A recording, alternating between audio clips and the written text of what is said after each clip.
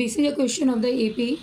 If sum of the first n term of an AP is n squared, then find the 10th term.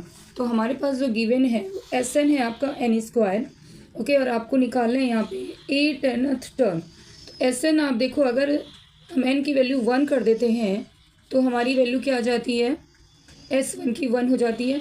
S one means क्या है, number of one term का सम है. S one अगर हमें लिखना हो तो हम सिर्फ A1 लिख सकते हैं, because there is a no another terms कि हम उसके सम करेंगे.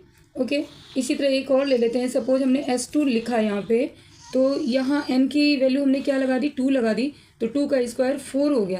तो S2 मीन्स क्या हुआ, A1 प्लस A2 दो टर्म्स के सम यहाँ हमारे पास 4 आ गया.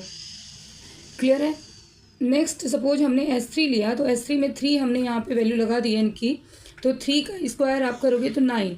तो सपोज हमें यहाँ पे S3 हमें 9 मिल गया और S2 4 है, and we want a second term and first term. तो कैसे हम निकालेंगे, देखो, अगर हमारे पास दो टर्म्स की वैल्यू A1 प्लस A2 है, उसकी वैल्यू 4 है, और A1 क्या है हमारे पास 1 है, A1 1 है, तो A2 की वैल्यू क्या हो जाएगी, 4 माइनस 1 डेट इज़ अ 3.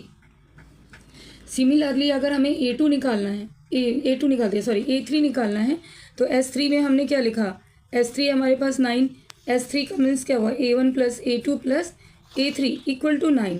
तो A1 और A2 है हमारे पास. यहाँ पे A1 की वैल्यू है आपकी 1 प्लस A2 की वैल्यू हमने 3 निकाली equal to A3 equal to 9. तो A3 की वैल्यू क्या आ जाएगी, 9 माइनस 4 डेट इज़ अ 5.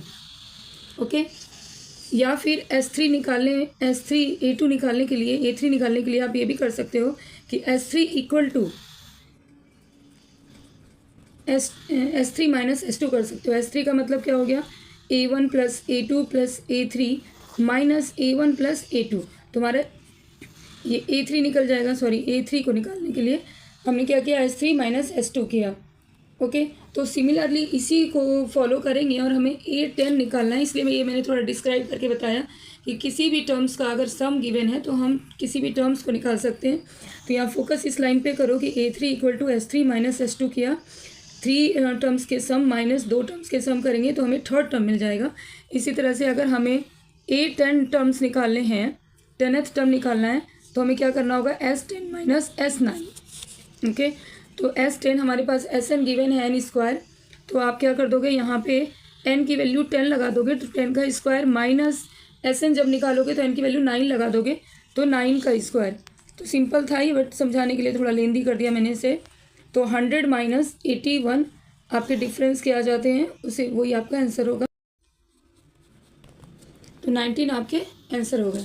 तो हमें सिर्फ यहाँ पे इसी लाइन से हमारा आंसर आ रहा था S10 माइनस S9. हमारा कैलकुलेशन पार्ट बट इतना ही है, बट ये जो चीज़ें मैंने की हैं ये सिर्फ इसलिए कि आपको ये समझा पाऊँ कि S1 का मतलब A1 है, S2 का मतलब A1 प्लस A2 है, और इस तरह से अगर हमें किसी भी टर्म्स को निकालना है तो हम उस सम से उसके प्रीवियस टर्म्स तक के सम को माइनस करेंगे. इस रूल को फॉलो करते हुए इसको हमने फाइंड आउट कर लिया.